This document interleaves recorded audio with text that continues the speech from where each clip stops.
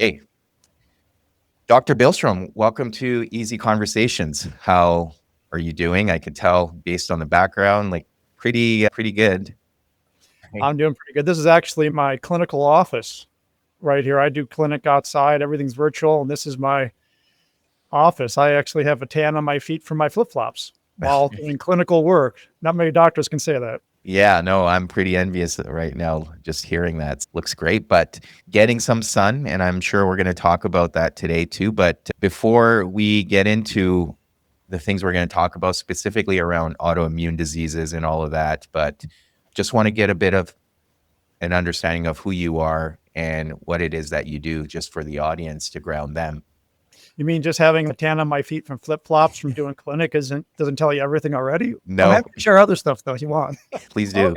Okay. I grew up playing tennis, played tennis in college, scholarship D1 athlete, and loved art, loved literature, and that was my passion. But then I also loved science. And about halfway through, I gave up tennis and moved to pre-med. And I just love the science. And went through all my training, University of Illinois Medical School, University of Colorado, my residency. And my residency was in physical medicine and rehabilitation. So we tend to be the folks that people get sent to when nobody else knows what to do with them, or they have a lot of catastrophic stuff like strokes, spinal cord injuries, all this other traumatic brain injuries, all these kind of things. And so my subspecialty was spinal cord injury rehabilitation. So everybody I saw when I first got out of training in Charlotte, North Carolina, this huge rehab hospital, 200 different beds, all different specialties. Everybody I saw was paralyzed from the neck down and the waist down. And they tend to be very challenging population of people because those kind of neurologic injuries impact everything, everything. Not just the neurologic system, but the musculoskeletal, the hormones, the gut, the bladder, the bowels, you name it. And they also tend to be really sensitive to medication side effects. So something that you and I, as a non-spinal cord injured person, might not even think twice about for taking, let's say, like a stuffy nose, could kill these people. And so you'd be using a medicine for a specific thing, but then the side effects would start kicking in, maybe just when we started getting some benefit, and we go, oh crap, we can't use that. We got to go to the next med, including for some of these kind of like neurologic stuff, would use medicines for their side effects.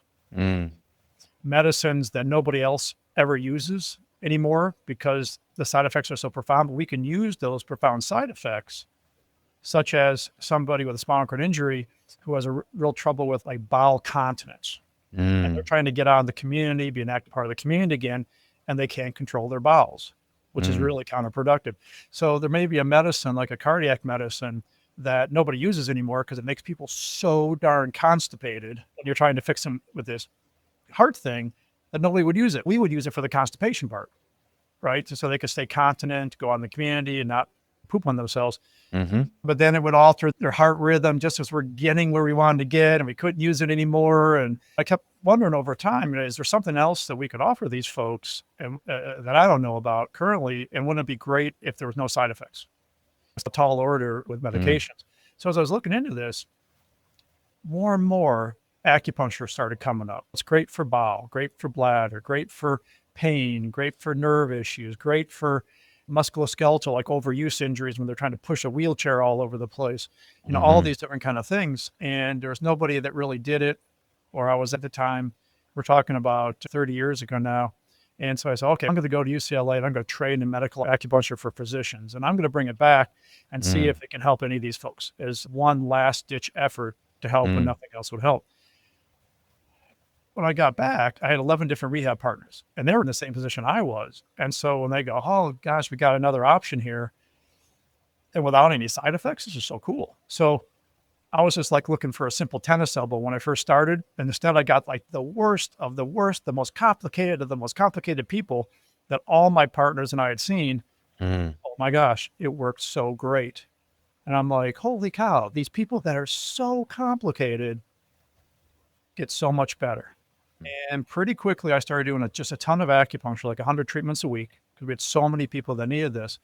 But also got me thinking, and actually on this 30-year journey, that what else is out there that I never learned about in my traditional training that could help people. I was thinking this population, but it turns out well, this reverses all chronic disease. Mm-hmm.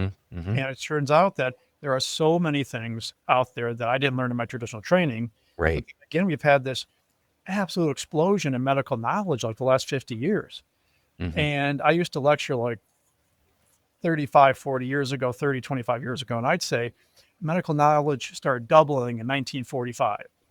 Or no, I'm sorry, 1865. And then Mm. 1945, it was like 7 times more every year. And then I'd say by 2020, it's going to be doubling every 73 days. Here we are past 2020, and it's doubling faster than every 73 days. There's so Mm. much out there, but it's hard for people to keep up, right? Mm. You're just trying to keep up with the stuff that you know, but want to fine tune things for most Yes. medical doctors.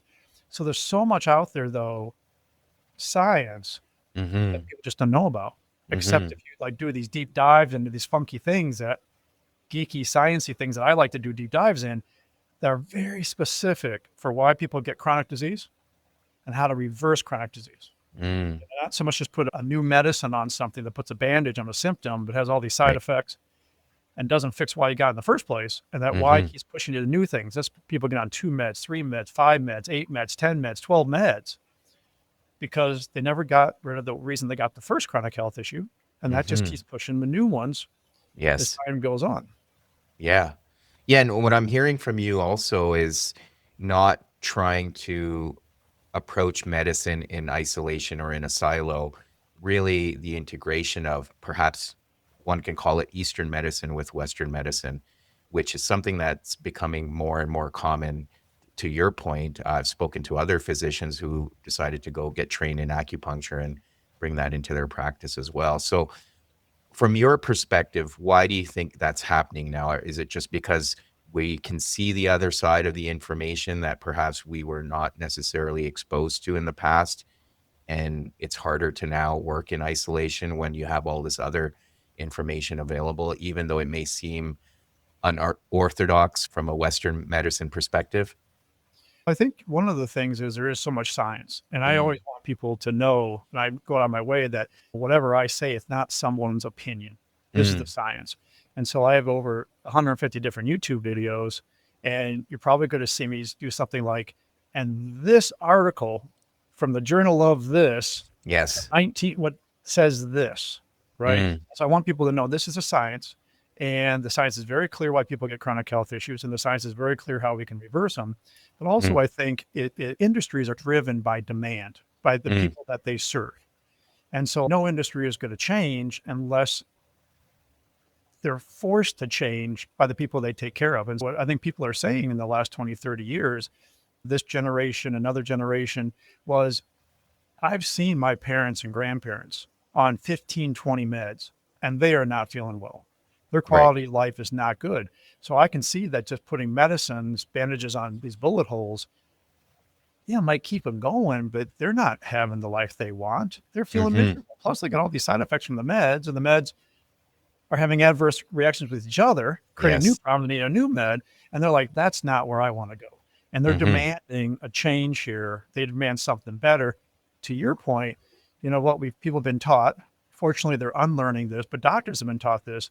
Is like everything is looked at in a silo. Oh, you have a lung issue, see the lung doctor. Heart issue, heart doctor. Stomach issue, stomach doctor. Skin issue, skin doctor. That skin doctor may know skin pretty good, but doesn't know how everything else works, including doesn't know there's a really tight gut skin connection.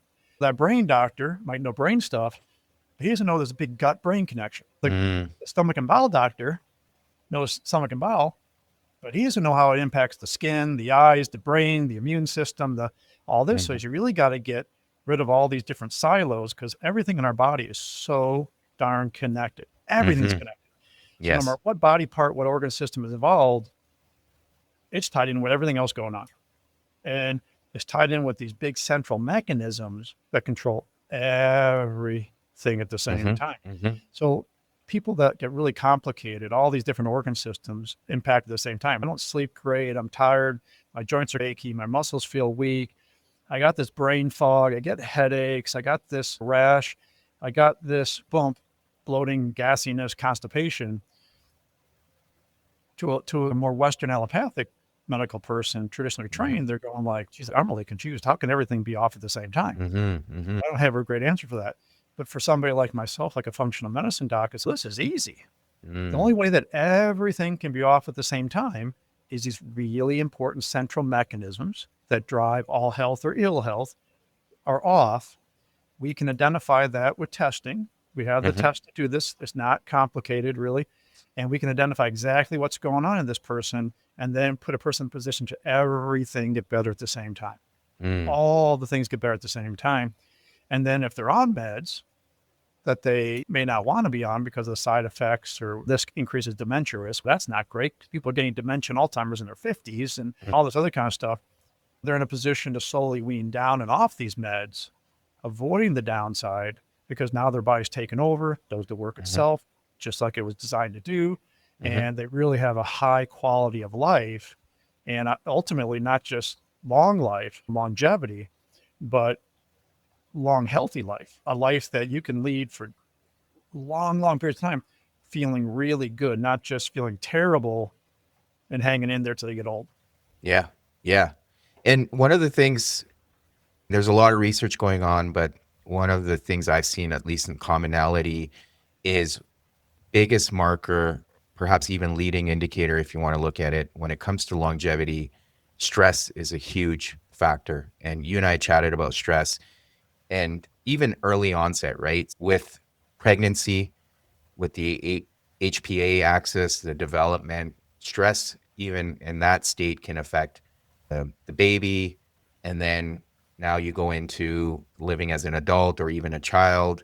We've talked about epigenetics and then the impact of stress on the microbiome. So stress from all angles throughout life, and then the impact that can have on one's health, autoimmune diseases or chronic illnesses, as you're touching on them. Why is stress such a big factor when it comes to our health? Yeah, and this is one aspect of what they talk about as generational health, where things get passed down from generation to generation. And there's a couple of different ways. You touched on microbiomes, you touched on epigenetics, but also this HPA axis. So maybe for those folks that are not so familiar, that's the hypothalamus, which is part of the brain, the pituitary gland, and then the adrenal gland that sits on top of the kidney that makes the stress hormone cortisol. And I think a lot of people are understanding that cortisol, the stress hormone, gets disrupted and it contributes to chronic disease. The bigger picture is this HPA axis, and the HPA axis is really how our body deals with stress, and it's tied into everything: cardiovascular health, hormones, the gut, you name it, brain function is tied into it. The one thing I didn't appreciate the role the HPA axis plays in memory consolidation as well. So you could see then again the impact of stress on our ability to retain information in our memory. Yeah, if you're really stressed out before a test, it's gonna be hard to remember stuff, right? You're relaxed out. You're going, I can remember stuff a lot better for this test I got tomorrow. It's an example kind of a thing. And so it's really tied into everything, including inflammation control. And so what I think I shared with you was like, I made reference a slide I used in a lecture in Paris back in the summer of 2024. When I talked about the 4 maternal microbiomes during pregnancy that determine the microbiome development of the developing fetus before they're even born, and how important it is to have the microbiomes in place to develop healthy fetal microbiomes, how that gets whacked, the negative impact of that, how to fix it, because everything can be fixed. So do this. And so it was a great slide from one of the articles where it has a mom pregnant and this big, nice picture of HPA axis. And it's directly tied into the fetus, curled up. They're developing HPA axis. And so if the HPA axis has gotten disrupted by excessive stress, traumas, other kind of things, that's going to negatively impact the development of the fetal HPA axis and how they develop a healthy ability to deal with stress. That's setting them in such a compromised position, because if you can't optimally manage stress with a healthy HPA axis, here's all these things we just referenced that you don't want, and you're heading that direction right from the get-go. Now, of course, moms that are super stressed out during pregnancy, super stressed out chronically before they conceive a child, nobody can be blamed for this stuff because nobody knew this stuff. But this is where I'm trying to spread the word that this is very important stuff to ideally take care of before conceiving a child, ideally optimize that HPA axis development during pregnancy. And it's not as difficult as it might seem. It's like, how are you going to help a mom who's pregnant not be stressed out? I go, I know it seems challenging, right? Because you're stressed out about all the changes in your body, what my life's going to be like, and all this other kind of stuff, all this emotional stress. But we can actually use simple tools to help optimally develop that HPA axis, even if the mom is quite stressed during the pregnancy for whatever reason. And it's not as difficult as it seems, but boy, is that important to set up that HPA axis. Or if it's disrupted, the development's disrupted, how can we reset the sucker early in life, ideally by age 19? If you can set the system by age 19, you really set somebody up for great health their whole life. Now, it's much easier to do that the first year of life, first couple years of life, because boy, our kids good at healing the younger they are, right? It's like you don't have to do hardly anything at those young ages. And boy, the body just rolls with it. Yeah. And then perhaps along those lines of the first couple of years of life, the role of epigenetics, right? So it's not all doom and gloom. Obviously, you want to start off with a good foundation, but if for whatever reason you haven't been able to, your environment and epigenetics can play a huge factor. And I think sometimes people don't appreciate the role of turning on certain markers and that. So the DNA coding, it can be changed. We're not a victim of our genetic makeup. Yeah. So anything that drives chronic disease will tend to turn off good genes and turn off bad genes in our cells. And it's the genes that tell the cells what to do. And so this is where I used to think our genes were hardwired. And I think a lot of people still look at it this way, where whatever gene you got, good, bad, otherwise, you're stuck with them. And if you look at parents, grandparents, great-grandparents, and they've had health problems, diseases that you go, geez, I wouldn't wish that on my worst enemy. I don't want that. I hope I got their good genes, not their bad genes. It turns out everybody's got a ton of bad genes. Everybody's got a ton of good genes. The question is, have you kept turned on the good ones, turned off the bad ones? And so when people are starting to not feel well, they're turning on the bad, turning off the good. That's another reason why it's so easy to get one problem in the second, and the third, and the fourth, because they're flipping genes the wrong way in all these different cells. Eventually, all these different cells, cell types, organ systems are going to start suffering because of this. Now, but to your point, it's totally changeable. And actually, the body will make things that work through epigenetics naturally. And there's things we can do to optimize that. Young ages is great. You hear me talk a lot about using vitamin D every day, at least the first year of life, if not longer. You got about 8 years to develop a healthy immune system once you're born. You got 8 years to screw it up. So that is compromised for your whole life, has to be compromised. But something like vitamin D, the first year of life, they did this great study out of northern Finland where they gave every child, half the children born in northern Finland in 1966, 2,000 IU of vitamin D every day, first year of life. That's a very small amount. Nobody's going to be optimally therapeutic on a blood test. You want to be like 70 to 90, maybe even 90 to 100. Nobody's going to be basically super therapeutic, but it's something. And it's something at a young age. And a little bit, these young ages go a long way. They followed them for 36 years. I'm sorry, 31 years. And they saw that they got about an 80% reduction in type 1 diabetes. About 8 out of 10 cases were prevented. In our United States alone, we have over 300,000 young people under the age of 20 with type 1 diabetes now. There's such an epidemic of type 1 diabetes. It used to be called childhood onset diabetes until adults started getting it. And I think the powers that be should have gone, holy cow, how come adults are getting a child's disease? That's crazy. We got to figure this out. And so they're like, we can't call it childhood onset diabetes anymore. We know what we'll do. We'll fix this. We'll call it type 1 diabetes. And you're like, oh, you guys, you missed the point. The point is that the name can't be used anymore. This is why our adults getting. So 80% reduction. Now, in autoimmune disease, there's hundreds of different names for autoimmune diseases based on what body part gets attacked. But truly, it's really one disease that can attack any body part. And that's why it's so easy to get 1, 2, 3, 4, 5. I've seen 8-year-olds with 4, women in their 20s with 7. It's just one thing I've done because they're all the same. They just attack different body parts. So you got to fix while you got the first, otherwise you get a second, third, fourth. So if you're preventing type 1 diabetes, you're probably preventing all autoimmune disease. Cancer is the flip side of the same coin, this autoimmune disease. If you're preventing autoimmune, you're probably preventing cancer. But they also found in these children that grew up, they didn't get schizophrenia. We now know that if you're preventing one brain-like thing, you're probably preventing all brain-like things because the same Interesting. things drive brain stuff in everybody, but it may show up in different people different ways. And so Mm, you look at this and you're like, that's so cool. And now we know the epigenetic thing you're talking about is every cell in our body has a receptor for vitamin D. So vitamin D will attach to that vitamin D receptor, tell the cells what to do. Every cell has them. It must be darn important for all the cells in our body. The mhm, vitamin D receptors, when that vitamin D hits it, it produces a protein called a vitamin D responsive element. mm. It goes to other genes to impact them. So vitamin D responsive elements will actually turn off every gene that predisposes to type 1 diabetes and every gene that predisposes to autism. Wow. And you're Wow. like, how many people with autism and type 1 diabetes could be spared this by getting the vitamin D receptors to do their work, by making sure Yeah. vitamin D is in the right amount? We just don't make it from sun exposure. I got a flip flop tan, like I referenced. Yes. It's so hard to make vitamin D from sun exposure nowadays. Yeah. And that includes me. That's why I take it every day as a Yes. supplement. Absolutely. And I think to your point, especially in the type of lifestyles we have, our limited exposure to the sun for sure. And that's something you shared with me.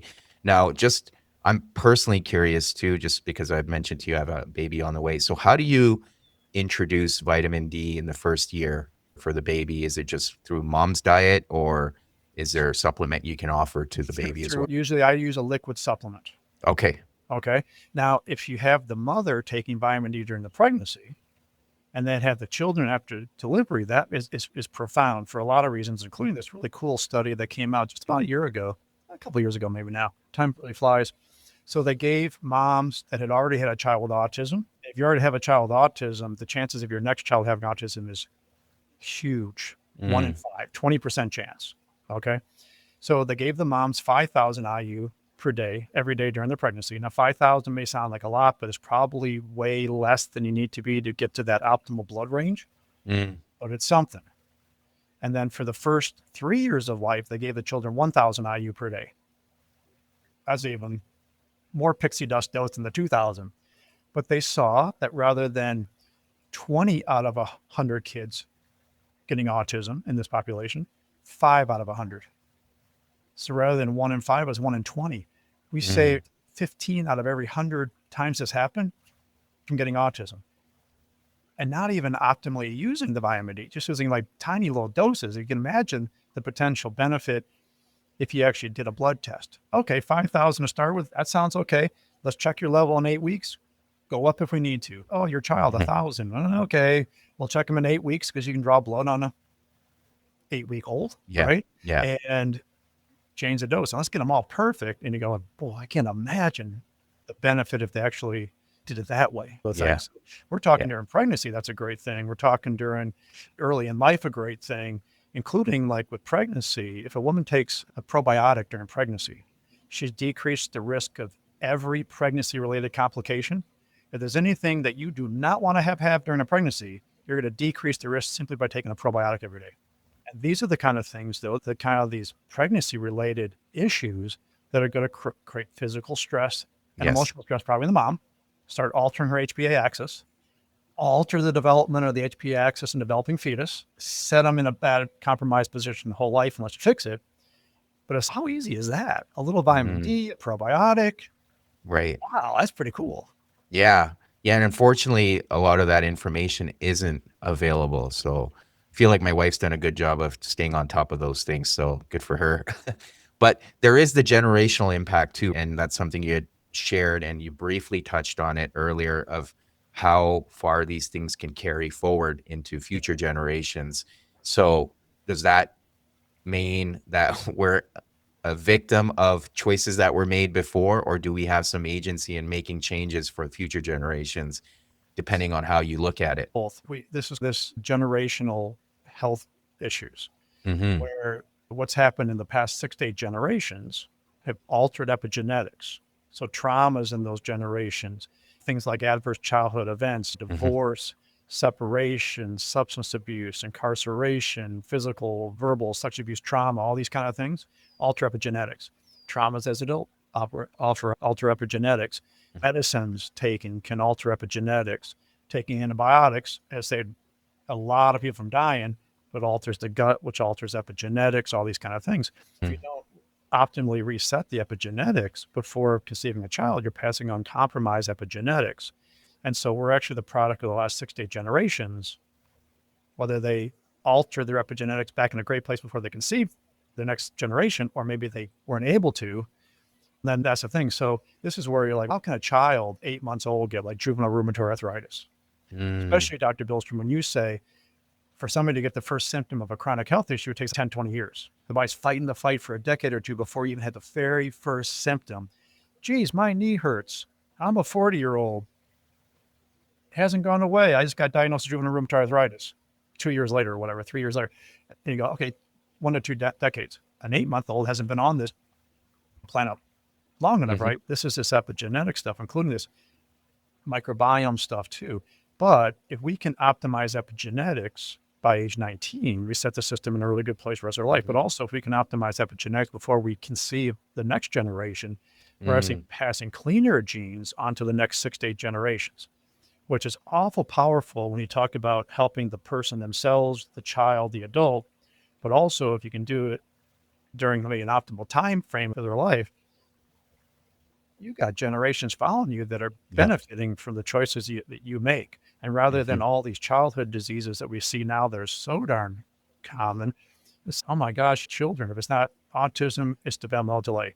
If it's not that, it's ADD, ADHD. If it's not that, it's depression, anxiety. If it's not that, it's bipolar schizophrenia. If it's not that, it's migraines or seizures. If it's not that, it's peanut allergies and gluten intolerance and dairy intolerance and asthma and allergies and eczema. And it's, holy cow, it is so hard to be healthy as a child.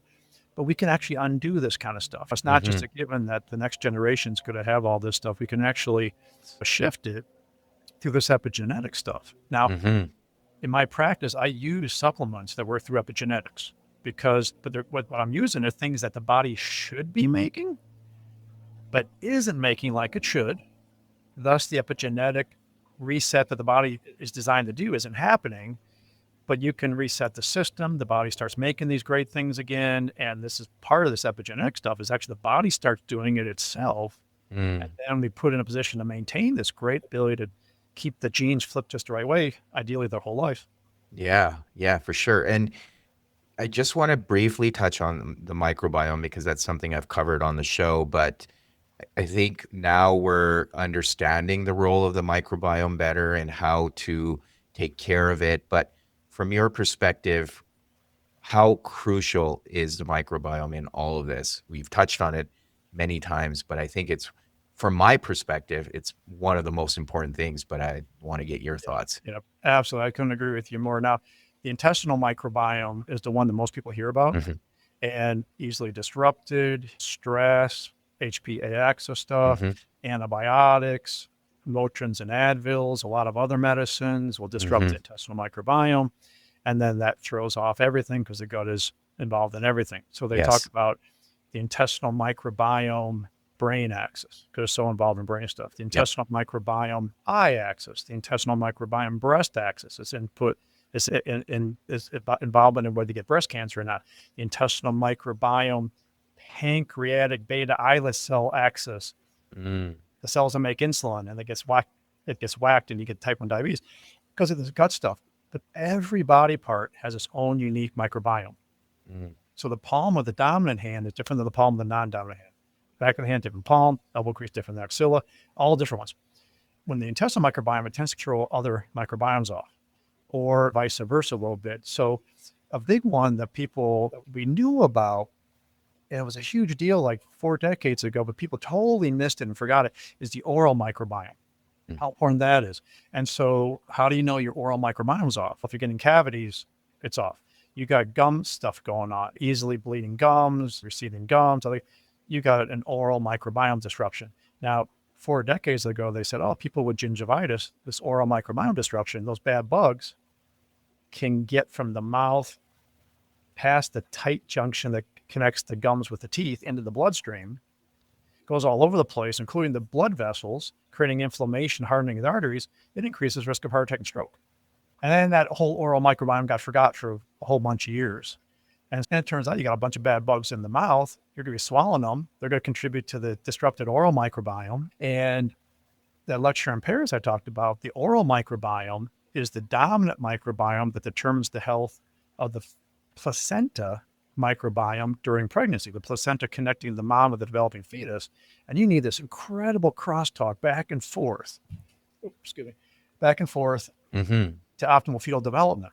If you got to disrupt an oral microbiome, that's going to disrupt that development, set the person in a compromised position, all these kind of things. And the microbiome, like the intestinal microbiome's got to make a lot of important things that our body Mm-hmm. needs to function.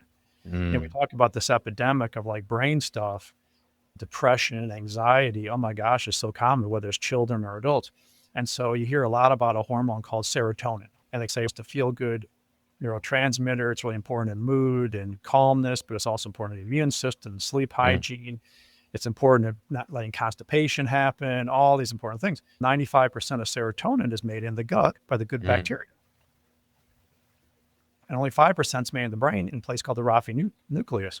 And so it's holy cow, that important neurotransmitter is made by our good bacteria and 95% of it in the gut. I go, I know that gut is so cool what it does for this stuff, right? And you disrupt the intestinal microbiome. Here's all this brain stuff. GABA production creates calm, that can get disrupted. Melatonin production comes from the gut.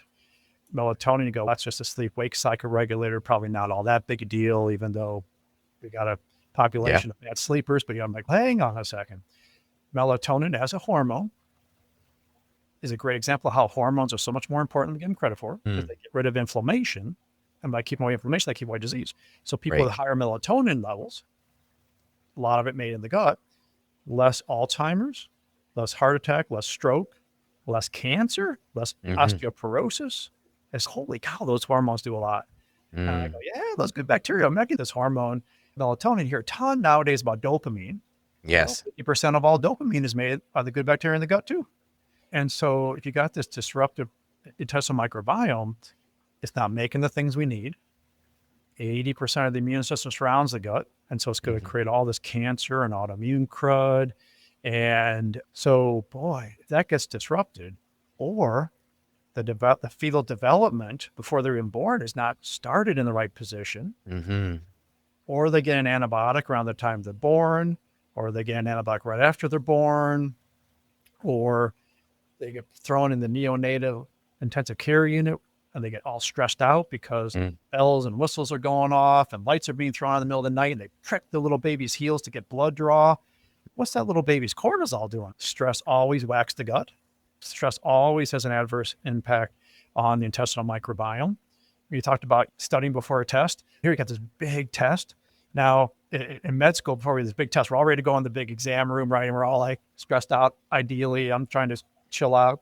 Somebody goes, oh my God, I gotta go to the bathroom. They run to the bathroom because they got pooped their brains out. They're so nervous right before the test, something like that. Or it's, oh, I'm getting all this acid indigestion. I'm so stressed.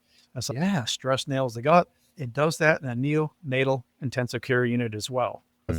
And so this is another part of what I'm doing. I'm educating people what these things happen when these things happen at young ages. Jaundice around the time you're born, antibiotics, preterm birth. Oh my gosh, is that stuff whacked the system going to the NICU? Hey, we know what that just did to your child. Let's get them on daily vitamin D. Probably want to get them on a baby probiotic. We probably need to do this because we don't want that to set their system in the place we know it does, because that's not going to be good for their whole life. But we can tweak it early on and really do our due diligence to make sure this stuff doesn't happen. And it's everything, right? Because it's so connected, no silos like you referenced. Yes. Yeah. And I appreciate the depth of how you've explained it. And one of the things you and I had chatted about was prevention. And with prevention, food and how we eat and tying it to the gut microbiome. One of the things you didn't touch on, but I know we can talk about it now, is the type of food we consume nowadays, right? And the impact that's having on our microbiome. And on the flip side, you were talking about some of the important neurotransmitters or hormones. So even melatonin, I feel a lot of people will try to take supplements to make up for it, but then there's no regulation that the body is designed to do. So I feel like sometimes we deceive ourselves that, oh, if I take the supplement, then it'll fix the problem. But I don't think that's the case. But tying it all together in terms of the food we're consuming nowadays and processed food, you talked about the oral microbiome, which I think is an important distinction as well in terms of the bugs we're creating in our mouth by what we're eating.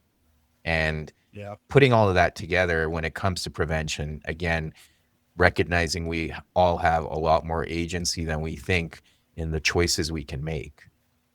Yeah. And so the person that coined this term, I thought was an absolute genius. The standard American diet, the sad diet. It is so sad what most people eat, the standard American diet. Mm. And I think that just says it all.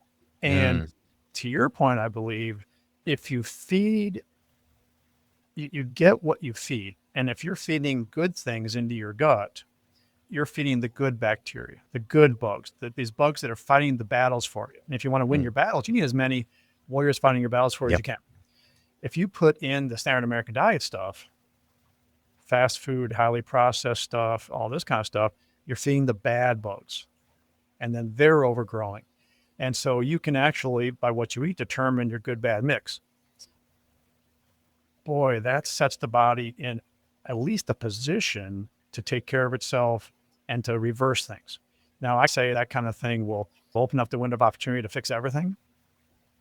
Now, by the time you might decide, I've been eating the standard American diet for a long time, I need to change things, that's a great place to start.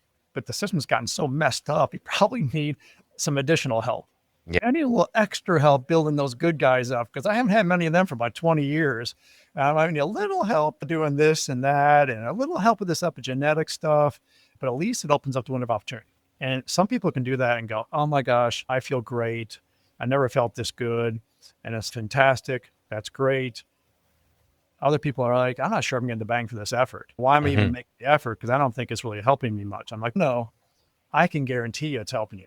Even though you don't feel any better, even if you're still getting new problems on top of the old, it's not a waste of time. You've set a foundation to build from, right? Now, we want to do some testing to find out what hasn't shifted and what specifics we have to take care of.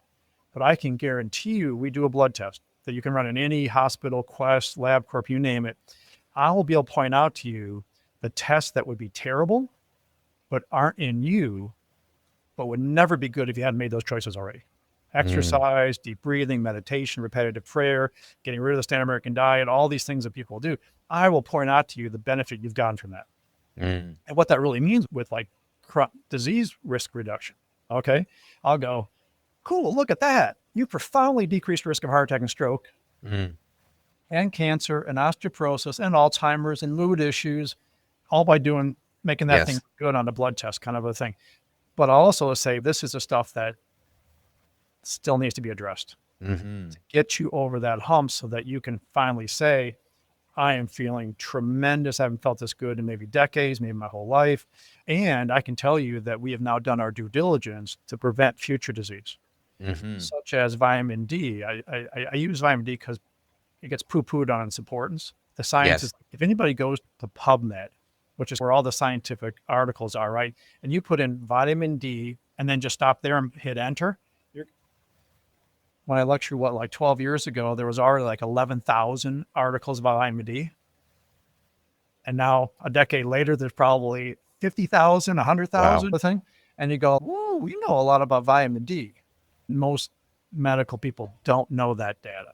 Okay. They may know what medicine to put you on if you have high blood pressure. They may know what medicine if you already got breast cancer. But they don't know this stuff, including, I'll talk about vitamin D levels between, we used to say 70 and 90, and then it was at least 75. And then now it's truly, we probably need to be 90 to 100 on a blood test. Cardiovascular disease, we've known for decades, you need to be 95 or more, Parkinson's 100 or more, all this kind of stuff, super safe to get this level. But if a woman just gets her vitamin D above 60, still like 30 to 40 points lower than optimal, just getting above 60 for a woman, studies have shown 20 years ago that you've decreased your risk of ever getting breast cancer by 82% by doing that one thing. You're 82% of the way to never getting breast cancer. Now we still got 18% more to go. Yes. The thing, I gotta say there's tons of studies that say for every 30 points you bring up your vitamin D, you decrease your risk of ever getting any cancer by 25%. So if you get a woman to 60, oh, good, we're 82% there. We got to get you up 30 more points. If we get you up 30 more points, we decrease the risk of getting any cancer by 25%. So we probably got that breast cancer risk getting close to 100% reduction, we'd hope, thing. Right. And that's just doing one thing, let alone there's that intestinal microbiome breast axis. This is what you do to the gut, which is actually, those vitamin D receptors in the gut become resistant to vitamin D. So vitamin D can't attach and do all that cool work we referenced, right? Like turning on all these cool genes. That messes the gut up in a way that messes up everything. You fix it. I did a whole series of videos about this. That's exactly what you want to do to prevent breast cancer. And other stuff I talked about, that's exactly what you want to do to reverse autoimmune disease of the gut, the ulcerative colitis Crohn's disease. That fixes major depressive disorder. That changes personality traits. People become more outgoing and more social. And so what you fix it with, I do a shout out to my med school, if you don't mind. Of course. University of Illinois. These are Chicago researchers, Chicago campus researchers. I was in Rockford.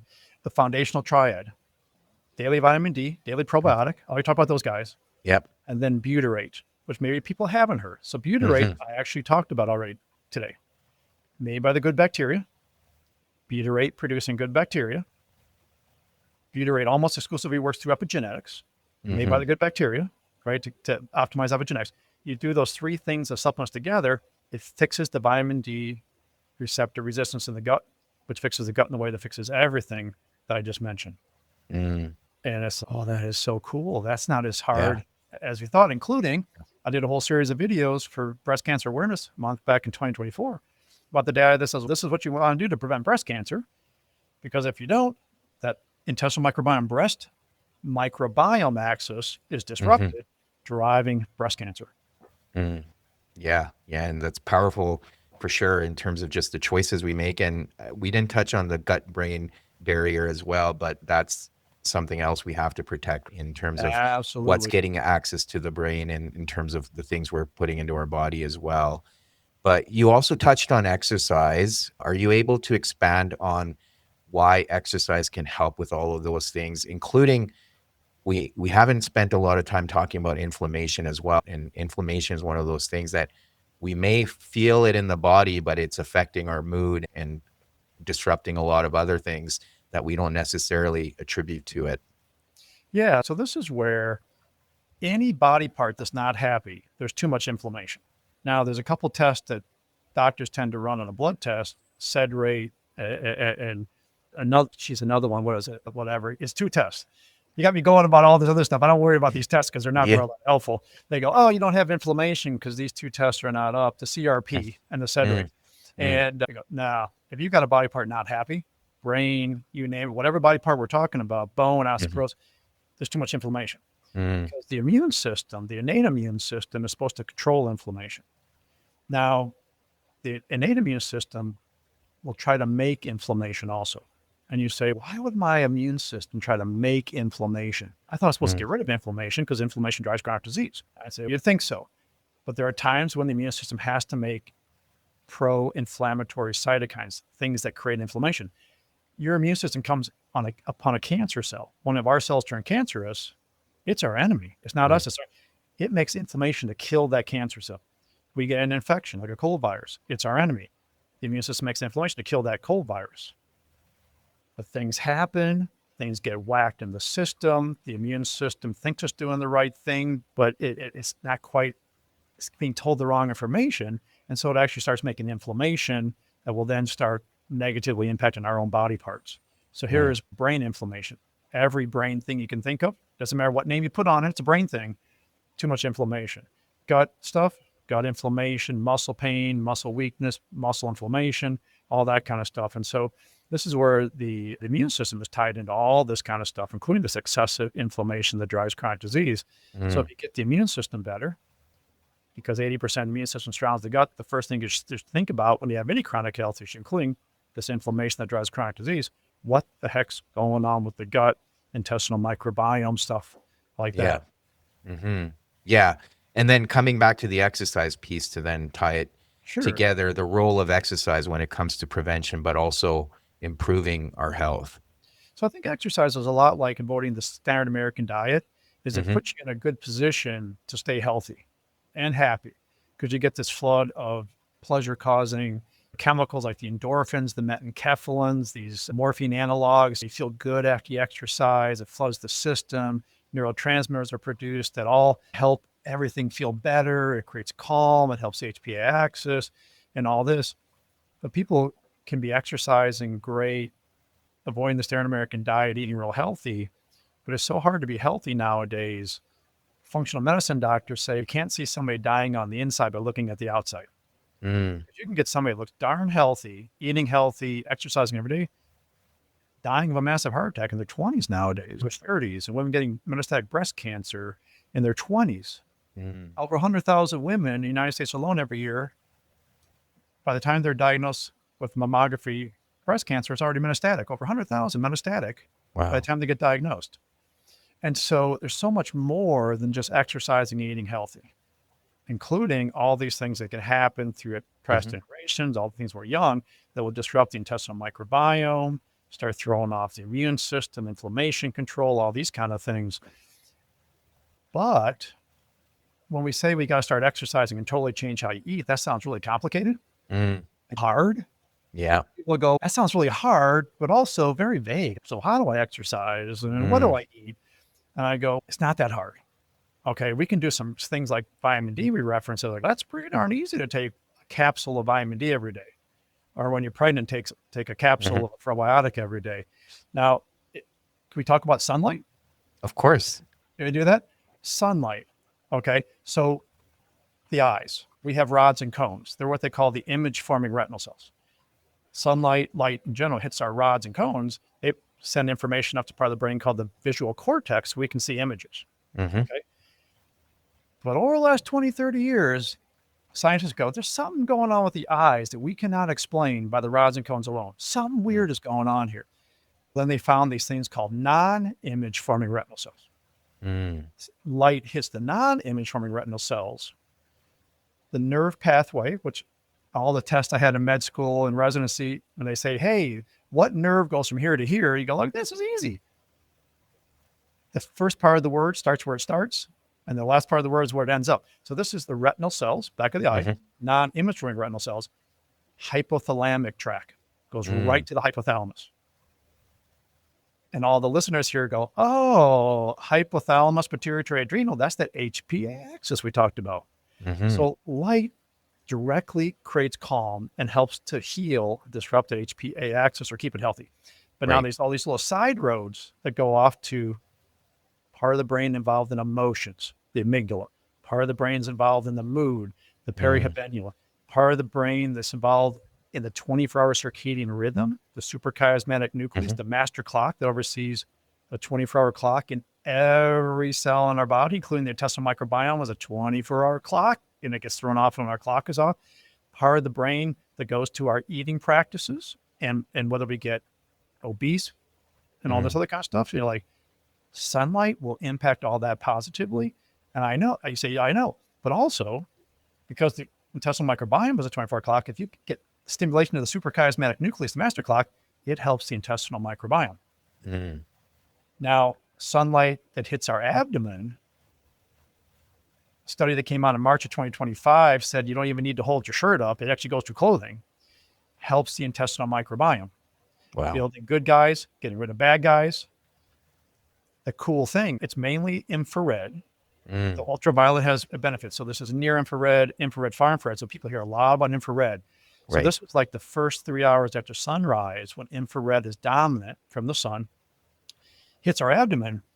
The good bacteria that are predominantly growing with the help of the sun are the butyrate producing good bacteria. Wow. These guys that we talk about that work through epigenetics, that's why they prevent and kill cancer cells 5 different ways. That's why they Mm-hmm. prevent osteoporosis. That's why they do all this kind of stuff they do. Yes. How cool is that? And during pregnancy, a third of the way through the pregnancy, there's a lot of baby parts still to put together. A whole 6 months of baby parts, Mm-hmm. plus the liver isn't even fully formed until 8 months after we're born. The brain's not even fully formed until 27 years after we're born. The immune system's not even fully formed until 8 years after we're born. A lot of baby parts to put together. But at 3 months gestation, the baby's eyes have already formed these non-image-forming retinal cells. They are starting to see light coming through the abdominal and uterine wall, so they can develop this healthy HPA axis. Circadian rhythm, that's why they're awake when the mom wants to sleep, or they're asleep when the mom's awake. Mood, emotions, eating and metabolism stuff. Their fetal microbiome is shifting the right way before they're even born, because they can see this. So this is why I tell women when they're pregnant, loud and proud, get that tummy out there. Let the baby's eyes see the light. They did a study in mice that if they knocked out the development of these non-image forming retinal cells, the image forming retinal cells, the rods and cones, can't form. So the baby's eyes, non-image forming retinal cells, has to see light to even make the rods and cones that allow us to see images. Wow. It is such a central mechanism, but people can do this themselves. So get outside first 3 hours after sunrise. I used to say, you're in the northern climates. Can you give your tummy like 2 minutes? It all takes us 2 minutes. Yeah. But it was pretty cold. 2 minutes is a long time. But now it goes through a shirt too. Not quite as good, but awful darn good. And studies have also shown that the tabletop infrared models aren't quite as good as the sun, but they're awful darn good at doing all this kind of work we get. And I go, so I just told you how you can use the sun. All it takes is 2 minutes. And probably has a much bigger positive hit to the system than all that exercise, changing how you eat. So when it comes to exercise and changing how you eat, I go, the body's too smart to require you to be perfect. Take it as perfect enough. Everybody's a little different how perfect, but perfect enough is fine. You don't have to be perfect. Particularly if you got these other tools like we're sharing today. It's like, I don't have to be nearly as perfect as I thought with all this food or exercise. If I just do some of that's going to give me a big impact, and this other stuff will take me the rest of the way. Yeah.